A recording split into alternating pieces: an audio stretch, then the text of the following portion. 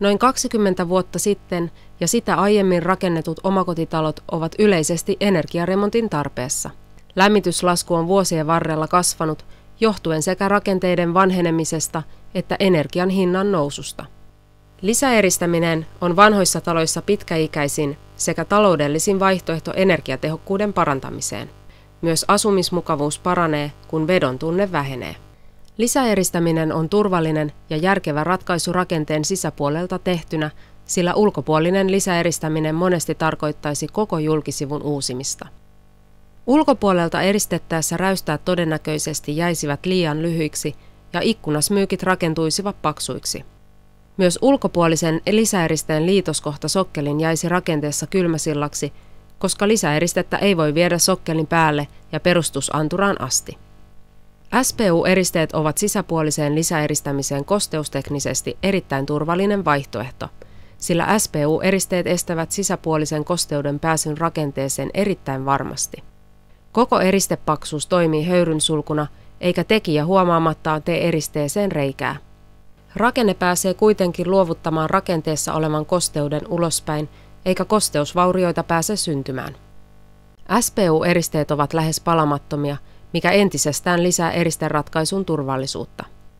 Palotilanteessa SPU-eristeet hiiltyvät ja näin estävät paloa leviämästä.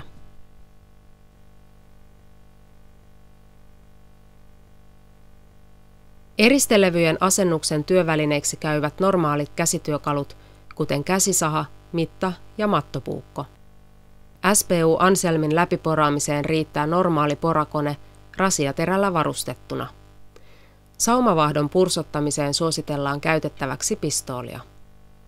SPU-anselmi voidaan asentaa suoraan terveen seinän päälle. Mikäli seinärakenteessa on vanha höyrynsulku suoraan pintalevyn alla, porataan siihen reikiä 10 mm poranterällä. Reikiä porataan noin 10 reikää 4 metrille.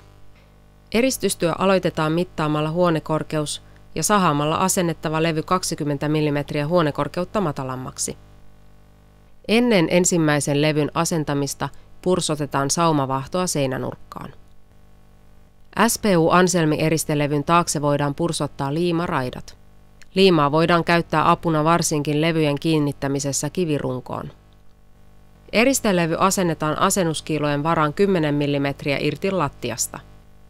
SPU-anselmi-eristelevyn alareunassa on vanerivahvike, johon saadaan kiinnitettyä jalkalista kätevästi. Eristelevyjen kiinnittäminen on nopeaa ja helppoa. Jos eristelevyn kiinnittämisessä käytetään apuna liimaa, voidaan ruuvien määrää vähentää. Puurunkoon ja vanhaan lastulevypintaan anselmin kiinnitys voidaan tehdä pelkästään ruuveilla. Tällöin ruuvien väli on 300 mm ja etäisyys reunasta on 15 mm. Asennetaan seuraava anselmi-eristelevy. Aiemman levyn ponttiin asennetaan saumavahtopalko ja seuraava levy asennetaan tiiviisti kiinni. Koska SPU-eristeet ovat kovia eristelevyjä, ei lisäeristämisessä eristeitä varten tarvitse rakentaa erillistä koolausta, jonka väliin eristeet asennetaan. SPUn ratkaisussa eristeet asennetaan yhtenäisenä eristekerroksena vanhan seinärakenteen päälle. Näin rakenteesta tulee myös täysin kylmäsillaton.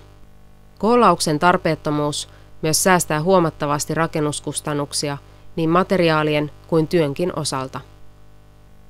Koska SPU-anselmi mahdollistaa ohuen lisäeristekerroksen, ovenpielet ja ikkunasyvennykset saadaan rakentumaan siroiksi.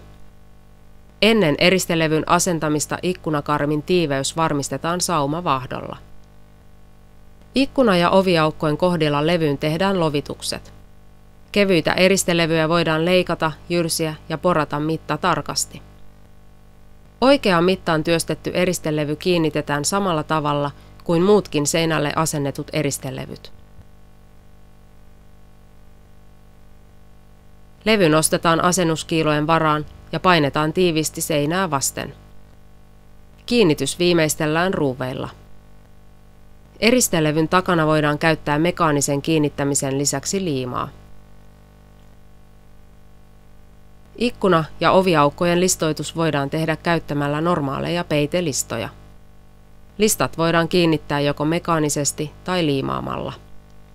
Ikkunoiden alla olevat patterit voidaan joko irrottaa tai eristelevyjen asennustyö voidaan toteuttaa jättämällä patterin tausta eristämättä ja listoittamalla sen ympärys ikkunapielien tavoin. SPU-eristelevyt soveltuvat myös kattojen sisäpuoliseen lämmön eristämiseen. Vanhan katon pintamateriaali poistetaan. Ennen levyn asentamista poistetaan myös olemassa oleva höyrynsulkumuovi. Muovi poistetaan levytystyön edetessä. Näin rakenteeseen ei jää kaksinkertaista höyrynsulkua. SPU-eristeiden ansiosta rakenteesta tulee terveen ilmanpitävä, eikä erillistä ilman- tai höyrynsulkukerrosta tarvita. Liitoskohtien tiiveys varmistetaan saumavaahdolla. Eristelevyjen asentamisen jälkeen vaahdotetaan katon ja lattian raja. Katto ja lattia on hyvä suojata esimerkiksi maalarin teipillä ennen vaahdotusta.